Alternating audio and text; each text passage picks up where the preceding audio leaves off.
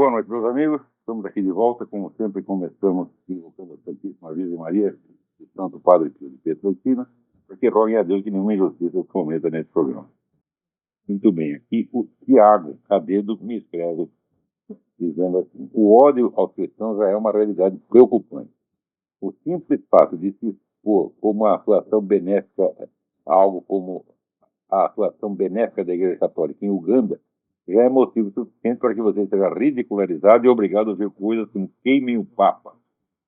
Um belo exemplo disso pode ser encontrado na postagem que abordei o assunto no Facebook. Ele falou isso aí, que é uma realidade patente. Uganda é o único país do mundo que venceu a AIDS, né, graças à campanha do governo em favor das relações monogâmicas, para que as pessoas parem de trocar de parceiro a cada 5 minutos.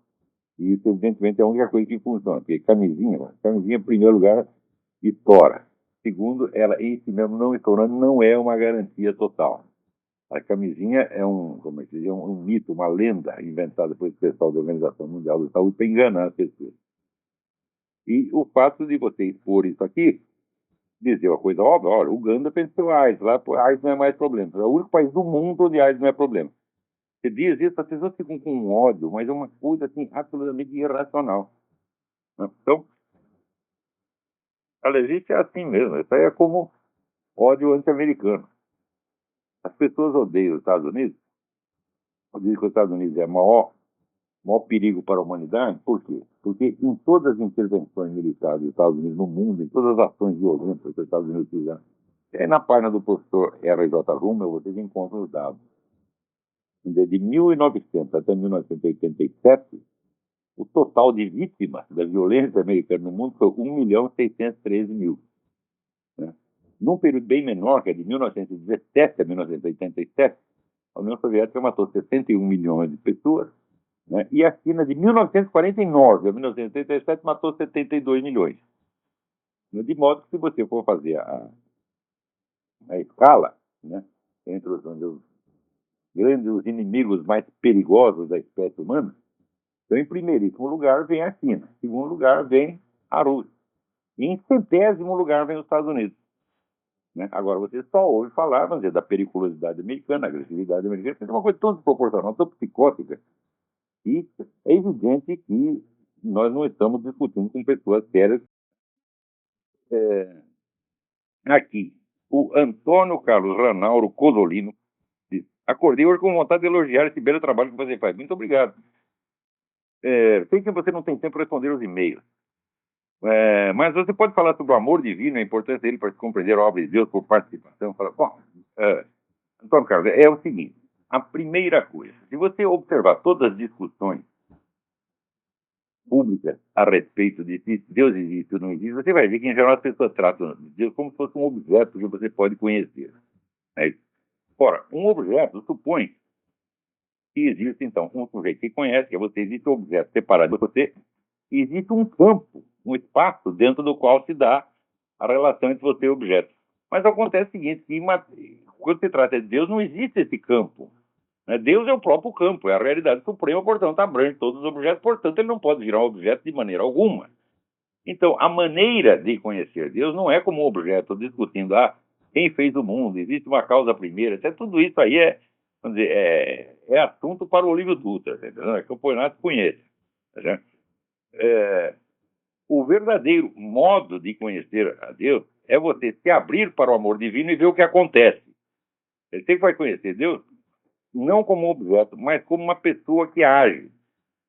E você, na verdade, você não conhece pessoa alguma como objeto. Conhecer um objeto é conhecer a essência dele, conhecer as suas possibilidades de manifestação e dominar intelectualmente a possível conduta do objeto. Por exemplo, se é um gato, você sabe que ele vai miar e não vai sair falando alemão, por exemplo, né? Se é uma galinha, você sabe que ela vai botar ovo e não vai dar leite. E assim por diante. Quer dizer, você conhece a conduta do objeto, você pode controlá-la. No caso de uma pessoa, não é assim que você conhece uma pessoa. Você não tem comando total sobre uma pessoa. Você não sabe tudo o que ela vai fazer. Tá certo? Então, existe nela a liberdade. Na medida em que você vai captando as manifestações da liberdade da pessoa, você diz que a conhece. E você, em vez do controle intelectual da situação, você desenvolve com a pessoa uma relação de confiança, confiança baseada no amor. É exatamente a mesma coisa com Deus. Então, o que você tem que fazer é o seguinte: pedir a Deus que se manifeste na sua vida. Vou te dar uma sugestão. Vai ter uma prece que Deus nunca deixa de atender. Nunca, nunca, nunca, nunca. Você reza assim: Deus, mostra que você me ama. Faça isso, insista um pouco. Você vai ver o que acontece. Acontece, gente, porque esse negócio do que você acha, o que você deixa de achar, essa doutrina, aquela doutrina, tudo isso não interessa. O que interessa é a ação de Deus no mundo. As doutrinas são só aquilo que nós, seres humanos, pudermos, com o nosso miserável cérebro, tá certo? Elaborar a respeito. E não é assim, não é através de doutrina que você vai conhecer a Deus. Você vai conhecer a Deus pela manifestação dele, assim como Cristo. Cristo o que fez? Né? Ele ficou lá no céu escrevendo um livro sobre ele mesmo. Não, ele veio na terra. Pô, entende isso, né? Quer dizer, ele veio e agiu pessoalmente, quer dizer, ele mostrou a sua presença. Ele começou a fazer isso naquela época e está fazendo até agora, tá certo? E enquanto teve a presença física, era fácil de ver. Agora não tem a presença física, mas você pode pedir a presença, você pode pedir a manifestação da ação divina, né? Se você não faz isso, então o cara que não faz isso está se recusando às condições mais elementares que tornariam essa experiência possível. Né? Então, o conhecimento, por assim dizer, experimental de Deus, qualquer pessoa pode ter, desde que cumpra as condições para ter a experiência. Se Deus é abrangente, ele não é um objeto que pode ser colocado fora de você, mas só pode conhecer. Você só pode conhecê-lo como aquele imenso campo, tá certo, de amor e bondade, no qual você se inclui, que você está dentro dele. Então, o que você tem que fazer? Você tem que pedir que esse amor, essa bondade se manifeste. Né? Então, se ele não manifestar, você fica aí pedindo 50 anos e Deus nada, nada, nada, né? Não faz nada para mostrar que te ama, então daí você pode dizer, olha, eu acho que Deus não existe. Agora, se você nunca tentou, o cara nunca foi lá, não quis saber, não quis ver, não quis aprender e diz Deus não existe, então é um filho da puta, tá entendendo? Não é para ligar, porque esses caras dizem que são tudo teorias idiotas. Né? Então, o amor divino é o próprio Deus. Você tenta achar, por exemplo, uma explicação de por que você existe, uma justificativa de por que você existe. Eu já procurei uma justificativa para a minha existência. Eu não encontro nenhuma, não tem mais nem meio motivo para eu existir. Somente o amor divino. Né? Mas faça essa diferença que eu te disse. Pede para ele insistentemente, Deus, mostra para mim que você me ama. Isso aí, olha, Deus tem coração mole, meu filho. Deus não resiste a uma coisa dessa. Se você pedir, ele vai mostrar. Agora, se você nunca pedir, não. Então isso aí é como você querer ganhar na loteria sem nunca apostar. Agora aqui, o André Solion me manda uma pergunta muito interessante. Você já ouviu falar do livro Seja Feita a Vossa Vontade, autores Gerald Colby e Charlotte Dennett, sobre Nelson Rockefeller? Eu não só ouvi falar, como eu li esse livro quando estava no Brasil. Os autores afirmam que Nelson Rockefeller se uniu a Cameron Carlton, líder protestante visionário, para combater o comunismo crescente na América Latina e evangelizar as populações indígenas, e que havia influência da CIA. Olha, esse livro me parece até, eu acho até que foi pago pelo próprio Rockefeller, para inverter toda a história. Porque é o seguinte, essa turma protestante com que o Nelson Rockefeller lidou e que ele mandou para a América Latina, era tudo pessoal do Conselho Mundial das Igrejas, que é um órgão comunista, porra! Hã? Agora vem a história, não, ele estava aqui combatendo. O comunista é assim, ele faz as coisas e daí inverte, diz que foi o contrário. Olha, o Rockefeller nunca fez mal nenhum aos comunistas, meu Deus do céu. Na comissão Rees, que eu mencionei na semana passada, que já é dos anos 50, já se provava que fundações como Ford e Rockefeller estavam dando ampla ajuda não só aos países comunistas, mas às organizações comunistas dentro dos Estados Unidos.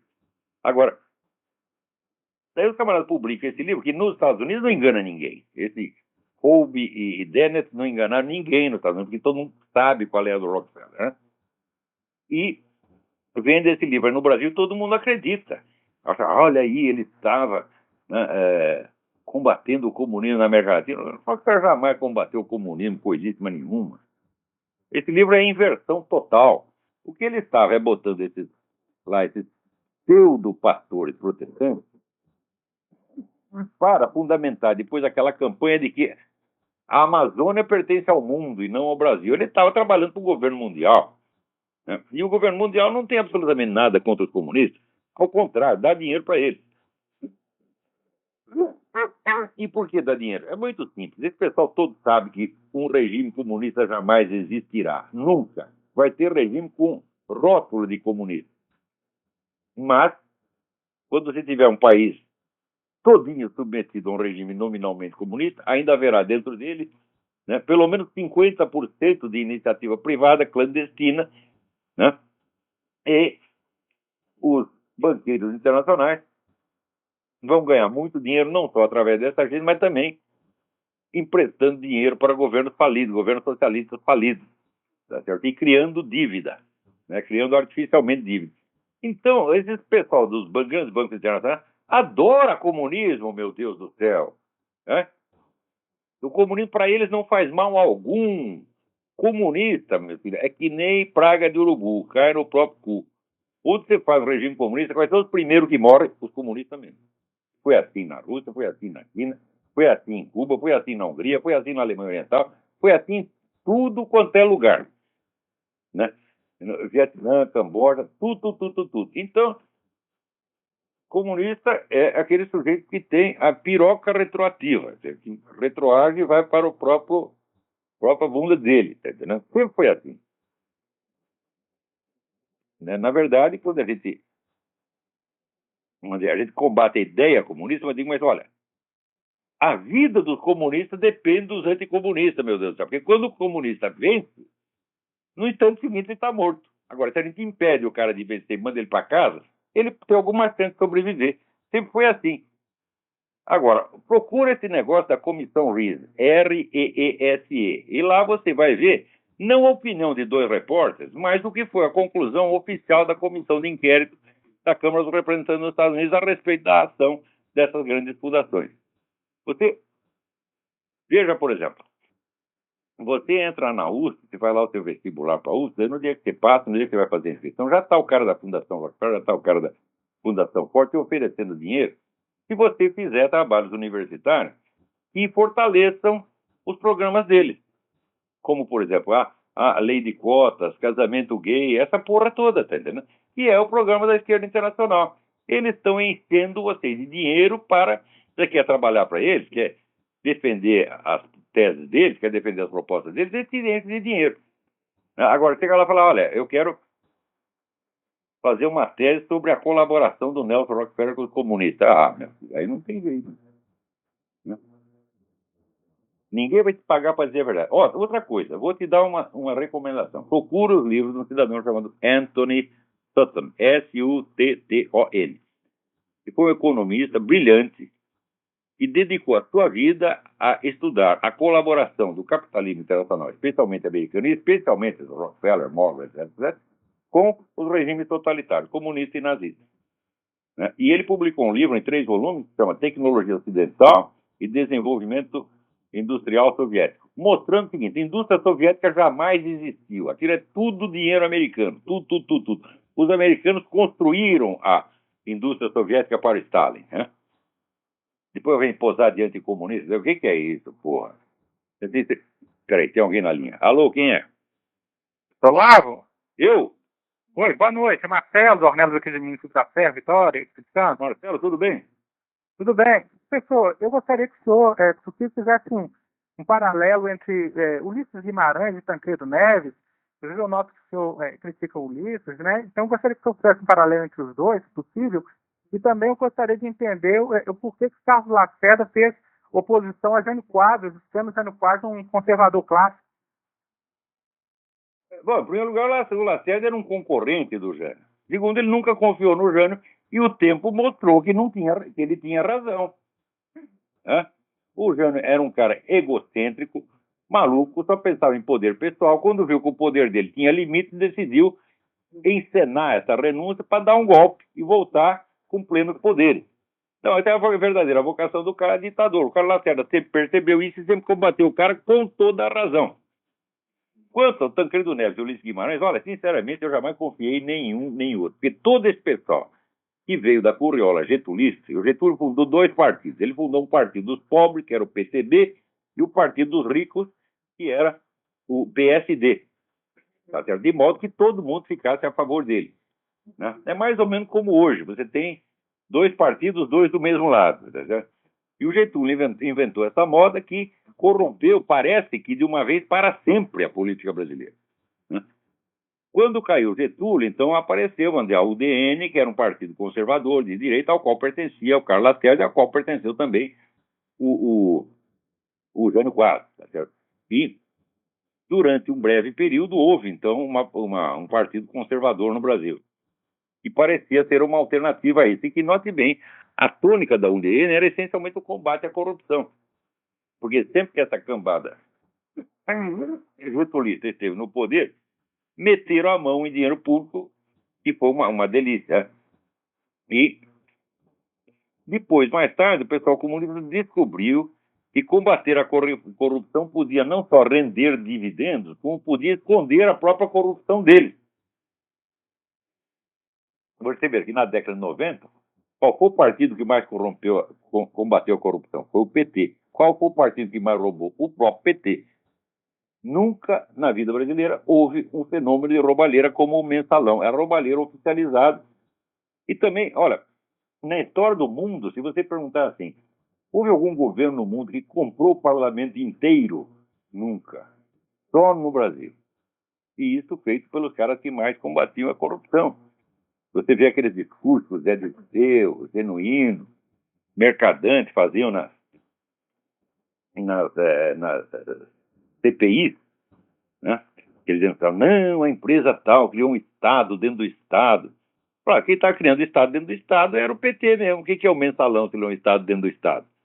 Então eles usavam, vamos dizer, a mesma retórica que se aplicaria a eles, vamos dizer, literalmente e milimetricamente, eles usavam como figura de linguagem para, vamos dizer, acusar o próximo. Exatamente como Rússia e China fazem com os Estados Unidos. Né? A Rússia vai lá, mata 61 milhões de pessoas e diz que o maior flagelo da humanidade é os Estados Unidos. Mas que filha da puta, meu Deus do céu. Quem é que pode levar essas pessoas a sério por um minuto que seja? Agora acontece o seguinte, eles sabem que eles estão mentindo, eles sabem que a força da realidade está contra eles, e por isso mesmo é que eles ficam tão inflamados e tão entusiasmados. Como a realidade está contra, então você tem que criar uma segunda realidade por meio de palavras, de jogo de retórica, de propaganda, de ênfase, né, de histrionismo, se mostrar muito ofendido, muito magoado, muito injustiçado, muito indignado. Quer dizer, toda a encenação, todo o aparato, todo o maquinário emocional é usado para quê? Para substituir a realidade, meu Deus do céu. Porque se você for ver, não quem tem o melhor jogo de cena, mas quem está com a realidade na mão, então você vê quem matou mais, quem matou menos, porra. Né? Então, agora, quanto ao doutor Ulisses, ele é autor dessa merda, dessa Constituição de 1988. Ele não, porque até o Nelson Jobim meteu a mão e botou lá 2 artigos que não foram sequer votados. Isso também é outro fato inédito na história do mundo. Quer dizer, tem 2 artigos na Constituição que ninguém viu. O sujeito, na calada da noite, foi lá, rabiscou e meteu lá dentro, não avisou ninguém. Quando as pessoas perceberam, já tinha passado anos. Né? Você está vendo por que eu digo que o Obama é um político brasileiro? O Obama foi aí, vocês deviam segurar ele aí, porque ele é, mas sem dúvida, o Obama é brasileiro. O pessoal diz que ele nasceu no Havaí, nasceu no Quênia. Não, meu filho, ele nasceu no Rio de Janeiro, na Bahia, no Mato Grosso, em algum lugar aí. Não é possível o cara ter tanto talento para vigarice. Nunca houve um americano assim. Olha aqui, gente. Os caras já fizeram uma auditoria do estímulo, né? O Obama distribui estímulo significa o seguinte: você vai distribuir dinheiro para empresa falida e banco falido. Quer dizer, você vai premiar mais administração. Você tira dinheiro de quem está trabalhando, tira dinheiro do contribuinte para alimentar vagabundo mesmo. Quer dizer, as empresas provaram que não tem competência nem idoneidade para funcionar. O Obama vai lá e salva as desgraçadas com o dinheiro dos outros. Bom, então distribuiu dinheiro a rodo. Quando foram ver, falaram, bom, vamos ver quem recebeu a grana. Gente, estava faltando $1 trilhão. Não é 1 bilhão, é 1 trilhão. E ninguém sabe para quem foi dado o dinheiro. Né? Daí, o cara na comissão lá parlamentar espreme lá a mulher que teoricamente é a investigadora, que deveria, né, a auditora que está lá fiscalizando o negócio. Ela diz, eu não sei. Ninguém me falou disso. Quer dizer, aprenderam com o Lula, eu não sabia de nada, eu não sabia de nada. Ninguém sabe de porra nenhuma. $1 trilhão sumiu. Puta vida. Olha, isso só pode acontecer aqui durante o governo Obama. O Obama é como o Lula. O Lula diz, eu inaugurei um novo estilo de fazer política. Sim, você inaugurou um mensalão, porra. Hã?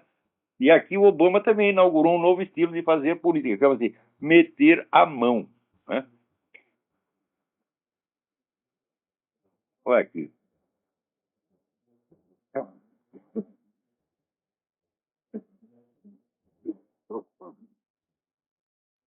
É, aqui, uma mulher morreu nessa quarta-feira na explosão de uma bomba em um ponto de ônibus em Jerusalém. O ataque deixou ao menos 25 feridos, segundo a polícia israelense. Olha, essas coisas lá não param de acontecer. Não param. É todo dia, todo dia, todo dia. E o pessoal vem dizer, não, são os israelenses que são os agressores. Eu digo, mas que classe de agressão é essa? Hein? A agressão consiste em você, né, levar uma bomba no ônibus. É isso que eles estão fazendo? É todo dia ter atentado. Aqueles foguetes, os caras não param de jogar foguetes o tempo todo. Né? Agora, aí no Brasil, veja você. Você lembra aquele vídeo em que aparecia dois filha da puta, seu Luiz Inácio Satanás da Silva, né? E o governador do Rio de Janeiro, seu Sérgio Cabrão, né? Os dois ali inaugurando uma quadra de esporte. Daí chegou um menino para ele e falou: ô, senhor presidente, a quadra de esporte não está funcionando, a não funciona. Pá. E os dois caem de pau no menino, né? Tentando amedrontar o rapaz, que até ali ficou bravamente, levou as porradas quietinho, né? E o Sérgio Cabral falou: tu é um trouxa, tu é um otário, né? Ele bom, muito bem. O camarada que filmou aquilo, né? Levou 2 tiros hoje de manhã, lá no Rio de Janeiro, aqui. Blogueiro Ricardo Gama, 40 anos, foi baleado na manhã dessa quarta-feira na travessa Moacir de Eriquém, que liga a rua Santa Clara ao bairro Peixoto, em Copacabana. Ele não morreu, não, sobreviveu e está lúcido, né? Então vamos ver o que ele vai contar depois. Mas, ora, será que tem alguma relação entre uma coisa e outra? Eu acho que sim, é bem provável que sim. Porque se o cara filmou aquilo, ele está sabendo daquilo, ele está sabendo de muito mais outra coisa. Então, claro que no Brasil você não precisa mandar um agente policial matar o cara. Não, você pede para os caras do Comando Vermelho, pede para os caras do PCC, pede para qualquer narcotraficante, né? Uma vez eu tive uma briga com um cara, o cara estava ameaçando de me matar, chegou um sujeito para mim e disse: olha, ô doutor, nós damos um jeito nisso aí, só dá R$ 50, a gente mata o desgraçado e queima ele com um pneu. Eu falei: não, não, não, precisa não, precisa não, muito obrigado, muito obrigado. Né?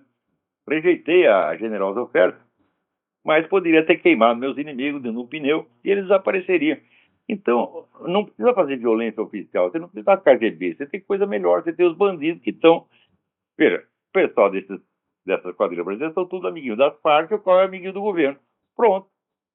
Vai lá, tudo se resolve no Foro de São Paulo.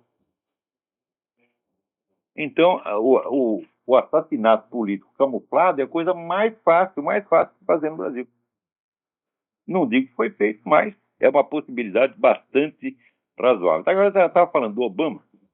Então, pela primeira vez, decidiram fazer uma pesquisa, não pesquisa jornalística, decidiram fazer uma pesquisa científica com todo o controle, né, para ver o seguinte. Você sabe que o Obama chegou lá na presidência sem ninguém saber quem ele é, né? Ele não mostra os documentos, escondeu todos os documentos, né? O Estado do Havaí chegou a fazer uma lei que proíbe as pessoas de investigar a certidão de nascimento, né? Seu bloqueio geral com a ajuda de toda a mídia, que a mídia pertence justamente a esse pessoal globalista, né? Os Rockefeller, Morgan, etc, etc. Então, como são todos aliados do Obama, então fizeram um cerco para que ninguém soubesse de nada e não pudesse investigar, né? E no começo, quem exigia esses documentos era chamado de louco, de tarado, de teórico da conspiração, etc. A mídia inteira caía de pau. Bom, aos poucos, a população americana foi percebendo que o problema ali era sério. Eu, durante a eleição, sinceramente, eu achava que o problema da certidão de nascimento dos documentos era o único problema que deveria ter sido discutido. Por quê? Porque a identidade do candidato é uma preliminar à eleição. Então, é como num processo. Antes de você discutir o conteúdo do processo, a matéria do processo, tem que discutir as preliminares. se a coisa foi apresentada no prazo, se atende às exigências formais. Então, a identidade do candidato é uma condição formal para que ele possa se apresentar à eleição. Se o cara não preenche essas condições, então para que discutir as ideias dele se a candidatura mesmo é ilegítima? Eu achava isso, até escrevi isso aqui, e muita gente, inclusive conservadores, né, achava que estava completamente errado. Não, isso não tem a mais mínima importância, onde já se viu, é claro que o sujeito nasceu no Havaí, é claro por quê. Né? Cadê a prova? Não está nada claro. Né? E mesmo que ele tenha nascido, que ele nascesse na ponta do obelisco em Washington, ele tem a obrigação de apresentar os documentos. Por quê? Porque o seu adversário, o John McCain, apresentou 1000 páginas de documentos, então logo foi pedido. Quer dizer, a biografia do John McCain estava totalmente transparente e a do Obama totalmente opaca e ninguém pode fazer perguntas. Então, agora o pessoal do WorldNet dele contratou uma firma para fazer uma pesquisa científica mesmo. O Wenzel Strategies, que é uma firma de muito prestígio aqui, para fazer. Vamos ver o que os americanos estão pensando disso. Vamos ver se eles confiam na identidade do Obama. Sabe o que eles descobriram? Somente 9% dos americanos acredita que o Obama apresentou condições que provavam a legitimidade da sua candidatura. Né? 91% dos americanos não acreditam que o Obama é quem ele diz que é. Ou pelo menos não acreditam que ele provou. Isso é a coisa mais séria da história americana. Porque você colocar lá um sujeito desconhecido, que ainda tem uma história toda suspeita, é um sujeito que fez a carreira dele com o dinheiro dos árabes. Né? Os árabes financiaram toda a carreira universitária dele, sem dizer por quê. E será que fizeram isso só por caridade? Oh, meu Deus do céu. O que é que vai ajudar político por caridade? Você pode ajudar o pobrezinho que está lá na rua, tá? Mas o garoto que já tem ambição política, você não vai ajudar ele a subir na vida por nada, né? Então, não quiseram levar a sério esse problema da certidão de nascimento. E, aliás, se concentravam, levavam a discussão. Falei, o Obama nasceu no Havaí ou não nasceu no Havaí? Mas claro que o problema não é esse. O problema é que ele tem que apresentar os documentos, não importa onde ele nasceu. Ele não pode ser um presidente secreto, porra, né? E olha, agora a coisa, vamos dizer, a desconfiança nisso cresceu a tal ponto que 91% dos americanos não acreditam que ele provou a sua legitimidade de candidato. Então, isso é bom que eles tenham percebido isso, mas teria sido melhor que quem percebesse isso fosse o John McCain na eleição. Né? Quer dizer, quando teve a eleição aqui, depois eu publiquei até um negócio chamado Ask John McCain. Né? Pergunta para o John McCain por que ele não perguntou isso, isso e isso. Ele está vendo que ele apresentou tudo. Você vai lá, você apresenta lealmente os seus documentos, o outro não apresenta nada, como é que você não protesta? Como é que você aceita o jogo de carta marcada? É mesmo assim, você sobe vai estar numa luta de boxe, você vê o outro subir e botar uma ferradura dentro da luva, e você não reclama. Né? E depois você perde a eleição, perde a briga e ainda diz que foi, né, o outro venceu lealmente. Ora, então você está colaborando, né, com um adversário desleal. Por que o John McCain fez isso? Por covardia? Por burrice? Porque levou algum dinheiro? Não sei. Não sei, quer saber? Jamais saberemos. A não ser que o John McCain, quando estiver consciente. Aliás, falando nisso aqui, o Marco Seifert me manda uma entrevista excelente do professor Reinaldo Gonçalves, um economista, especialista em economia internacional, e desmonta toda essa conversa mole petista. O Brasil está crescendo tanto. Ele mostra o seguinte: o crescimento do Brasil foi menor do que o crescimento médio do mundo. O Brasil cresceu 4%, o mundo cresce 4,4%. Quer dizer, já ficou na rabeira. E assim por diante, né? Então, olha, a entrevista saiu no Correio Brasiliense do domingo, dia 20 de março. Reinaldo Gonçalves. Não deixem de ler, isso é muito interessante. Eu não posso reproduzir aqui porque a coisa é muito comprida. Mas não deixem de ler. Muito esclarecedor. Peraí, tem mais alguém na linha. Alô, quem é? Tudo bem? Alô? Oi, professora. Carlos do Rio, tudo bem? Carlos, tudo bem? Tudo bem. Professor, não sei se o senhor lembra, eu liguei para o senhor ainda antes da ocupação do Alemão e falei que teria feito um acordo para a fuga dos principais chefes e eles nunca foram Foi isso presos. mesmo, né? E isso não ocorreu. Até mandei Não, um foi eu. e-mail avisando. E o que que acontece? Eles fugiram. O Ricardo Gama, hoje, existe duas grandes perguntas no Rio de Janeiro. A primeira pergunta é: onde eles foram parar? Como eles conseguiram fugir do circo? E a segunda grande pergunta é: como parte da Polícia Civil do Rio de Janeiro retirou as armas dali e vendeu para uma outra comunidade, que era a comunidade da Rocinha? Que maravilha! Que maravilha. Através desse escândalo que saiu na mídia, tem duas. Ele e vende de novo, às vezes pro mesmo cara. Aí, o que que aconteceu? Do vice da Polícia Civil para baixo, caiu todo mundo, ficando somente o secretário, né? E o Ricardo Gama começava a pesquisar esse grande acordo. Atrás desse grande acordo existe duas ONGs no Rio de Janeiro que estão batendo, e você pode monitorar, vai reaparecer um grande projeto de lei que é aumentar a quantidade que hoje dá o flagrante do tráfico. Então você tem uma quantidade... Você tem o nome? Pô, professor, eu quero ficar vivo, mas dá para você pesquisar, entendeu? Na verdade, uma delas intermediou essa situação lá no cerco, entendeu? Claro que... Eu sei qual é. O senhor vai pesquisar aí, o senhor vai levantar, eu tô passando só coisa. Então, esse projeto de lei, ele tem que ser aprovado, o pessoal da Nova Ordem está louco, de qualquer maneira, porque ele legaliza que se ande com uma quantidade maior, seja de maconha, seja de cocaína, e aí você tem uma pulverização do tráfico sem poder prender as pessoas. O PT já apresentou esse projeto 2 vezes na Câmara Federal e ele vai ser disfarçado agora. Atrás disso aí, atrás dessas duas informações, está a tentativa de assassinato do Ricardo Gama. Meu Deus do céu! Nós estamos falando de milhões de dólares, estamos falando de uma cidade turística, nós estamos falando de dinheiro de uma grande empresa chamada FARC. Se descobrirem por aí, me mandem que eu divulgo aqui no programa. Não dou o nome do remetente. Né? É um direito elementar do jornalista proteger as suas fontes. Você pode me mandar tranquilo e diga, não menciono meu nome, eu não menciono o nome de ninguém, mas pode mandar a informação que eu digo aqui. Mas você pode monitorar que essa lei vai passar a toque de caixa, entende? Porque não tem como parar essa indústria.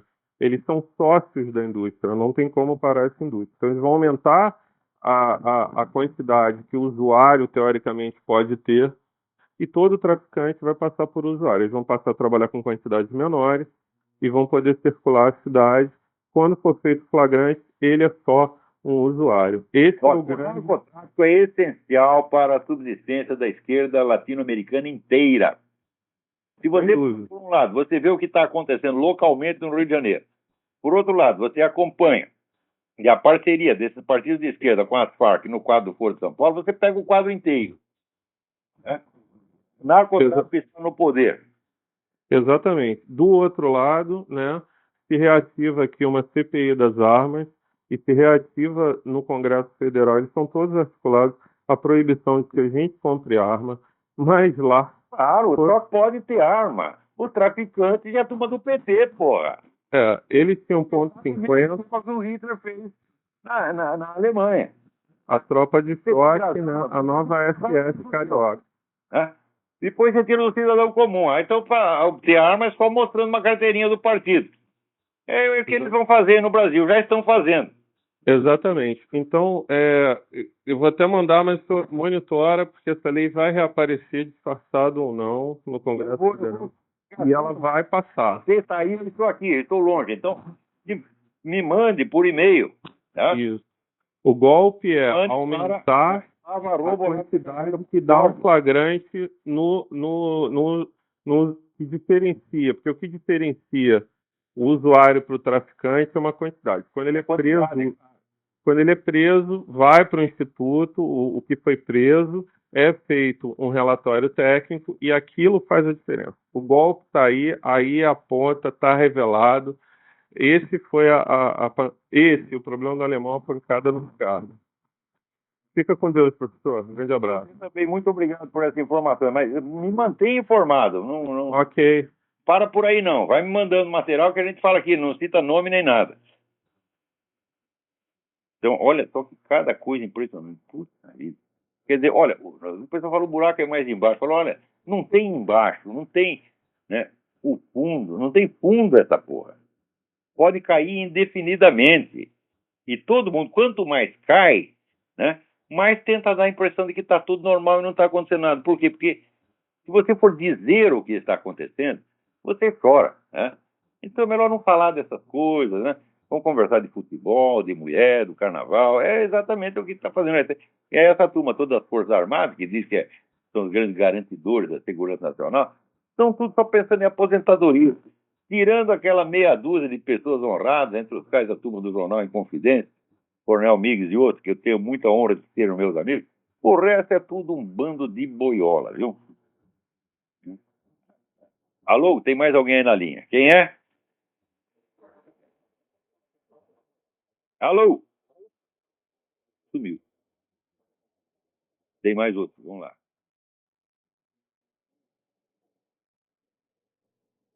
Alô? Alô, professor? Sim, quem é? É o Matheus. Matheus, tudo bem? Tudo bem? Professor, eu gostaria de perguntar sobre esse tal da UNILA, Universidade da Integração na América Latina. Eu vi uma reportagem que falava que dizia que ela vai ser montada, se não me engano, no Paraná, e ela vai ter metade das vagas para estudantes colombianos, chilenos e É uruguaios. o programa do Foro de São Paulo, meu Deus do céu. Os caras estão tomando tudo e gastando dinheiro do governo para fazer essas merdas. E todo mundo está deixando. Quer dizer que a tolerância do pessoal para com essa esquerda brasileira, latino-americana, é uma coisa absurda, absurda. Quer dizer, coisa de masoca mesmo. Eu tenho a conclusão que as pessoas querem morrer. Elas estão querendo morrer pedindo por essa turma cubana, o pessoal da Farc, tudo para matar eles. Agora, esse masoquismo não é monopólio de brasileiro. Você veja que o Obama foi no Chile e pediu desculpas pelo que nós fizemos com Allende. Os americanos não fizeram merda nenhuma com Allende, porra. Quer dizer, num negócio onde você tem a mobilização da força... Veja, quem estava contra Allende? O parlamento inteiro, a Suprema Corte, mandaram o exército desalojar o cara lá. Para que pôr o americano no meio? Não tá nada, quer dizer, é como no Brasil. Né? No Brasil disseram, não, tem aquela famosa tese, os americanos é que deram o golpe, prepararam o golpe, etc. Daí apresentaram a prova. A prova era uma conversa entre o embaixador Lincoln Gordon e o presidente Johnson, e o Lincoln Gordon lhe dizia para o Johnson, presidente, os caras botaram as tropas na rua, o que nós fazemos? Quer dizer, dentro do fato consumado, ele está perguntando para o presidente o que fazer. E isso, segundo os espertinhos, era a prova de que os americanos tinham preparado o golpe. Mas se tinham preparado, como é que o cara podia estar assustado? De, presidente, os caras meteram... Estão fazendo alguma coisa? Eles botaram as tropas na rua? Quer dizer, eles usam a prova em sentido contrário. Quer dizer, a prova de que os americanos estavam tentando acompanhar o que acontecia. Né? Mas aquela comunicação prova exatamente que não tinham nada a ver com a história. Então, no Chile é a mesma coisa. Então, tem um historiador inglês que estava lá, que viu tudo e escreveu o livro da Tale of Two Chileans, Conto de Dois Chilenos. Procura esse livro, está tudo explicadinho lá. Agora, chega aqui, o Obama vai lá cuspir na cara do próprio país. Né? Vai lá elogiar, vai lá louvar um sujeito comunista, anti-americano, e vai falar mal do seu próprio país, acusando de algo que o país não fez. É um negócio incrível, né? Agora, outra coisa. Anos atrás, eu conheci um cidadão em São Paulo que promovia, né, fazia um maior bafafá em torno do filósofo catalão Raimundo Lúlio. Né? E até um dia eu estava conversando com ele falando de maravilhas do Lúlio, dizendo que o Lúlio era muito mal de São Tomás de Aquino. Daí começou a falar mal de São Tomás de Aquino, que São Tomás de Aquino era misógino. Eu, para não discutir muito, eu mandei tomar no cu. Essa foi, né, a coisa mais apropriada que me pareceu no momento. E essa maneira de Raimundo Lúlio é um filósofo interessante até certo ponto, tá certo? Mas era um sujeito evidentemente maluco, já que ele acreditava que por um jogo de combinações meramente formais de conceitos você poderia alcançar todo o conhecimento humano. Bom, se era possível fazer, por que ele não fez? Né? Então, a proposta é muito bonita, mas é absolutamente irrealizável. Mas agora eu começo a entender por que havia lá um sujeito no Brasil, tanto promovendo Raimundo Lúlio. Olha aqui, vai ter aqui em Palma de Mallorca, Espanha, um congresso internacional, né, de interculturalidade, né? E qual é a teoria na qual se baseia para o negócio da interculturalidade? É aí o Raimundo Lúlio. Então tá aí, Raimundo Lúlio está trabalhando para a nova ordem global. Então eu entendo por que foi possível, né? Veja, o Raimundo Lúlio é o único filósofo do mundo que tem um instituto inteiro montado para promovê-lo no Brasil. Você não tem o Instituto Mário Ferreira dos Santos, você não tem o Instituto Vicente Ferreira da Silva, você não tem o Instituto Miguel Reale, para falar do brasileiro, você não tem o Instituto Aristóteles, você não tem o Instituto Platão, mas tem um instituto, não tem nem o Instituto Karl Marx, gente, mas tem o Instituto Raimundo Lúlio. Por quê? Porque o homem serve para a nova ordem mundial. Olha, vivendo e aprendendo. No Brasil, tudo que parece vida cultural, você vai ver no fim, é só sacanagem, só sacanagem. Agora, para não dizer que o negócio está tudo ruim, aqui tem uns ativistas ateístas que queriam tirar a palavra Deus do Pledge of Allegiance. Pledge of Allegiance é preito de lealdade, né? Que as crianças repetem na escola, os milicos no quartel, né? Pledge Allegiance to the flag of the United States, blá, blá, blá. Toda criança sabe isso. Então está lá no meio, a nation under God, né? E ele queria tirar o under God, né? Provavelmente queria botar underdog, né? E foi lá, argumentou o negócio do Estado leigo, todo chegou na Suprema Corte e o cara se fudeu todo. Por quê? A Suprema Corte diz, olha, o simples fato de você colocar a palavra under God não quer dizer que você está estabelecendo uma religião. Né? Especialmente você não está estabelecendo uma religião em particular. Então a queixa não funciona. Então o cara se ferrou e ele botou um aviso na internet de que ele não vai recorrer por razões que é melhor não divulgar. Vai saber que razões são essas. Então, essa briga aí pelo menos terminou. O Pledge of Allegiance vai continuar do jeito que está. Né? Agora aqui, Fernando Henrique Cardoso diz, os Estados Unidos não tem mais como impor nada para o mundo. Olha, eu acho que você tem razão, Fernando Henrique, porque com esse bota na presidência, o que vai dar para fazer? Você vê, o cara está lá intervindo, né, na Líbia, no Egito e tal, para derrubar governos que são inofensivos e botar governos hostis. O Mubarak era um aliado dos Estados Unidos. O outro lá, o Gaddafi, era um inimigo, mas era um inimigo inócuo, porque desde que o Ronald Reagan mandou jogar aquelas bombas lá, o Gaddafi ficou quietinho, parecia um poste, não falava nada. Então o Gaddafi está desativado, não oferecer nenhum perigo para os Estados Unidos. Agora vamos botar a Fraternidade Islâmica no poder nesses dois países, mas não sei quantos, né, que é, vamos dizer, a organização que coordena todo o anti-americanismo da região. Isso é o que o Obama está fazendo. Está fazendo isso através de uma intervenção militar. Então veja você, o pessoal da esquerda fica puto da vida porque é uma intervenção militar. O pessoal da direita fica puto da vida porque essa intervenção militar vai ter resultados, obviamente, anti-americanos. Quer dizer, o que esse cara quer? Ele, evidentemente, está trabalhando para os inimigos e ainda, né, está fazendo isso de uma maneira tal que nem mesmo os amigos podem apoiá-lo. Então, não é de espantar que só 9% confiam no cara, né? Gabriel Salita também escreveu poemas. Olha aqui. A vovó Cacilda parecia uma pastinha. E a vovó Julica, elétrica e risonha, conversava com o lagarto. Mas o que é isso? Batatinha quando nasce, porra! Né? Como é que essas pessoas conseguem mostrar a cara em público e até posar de intelectuais?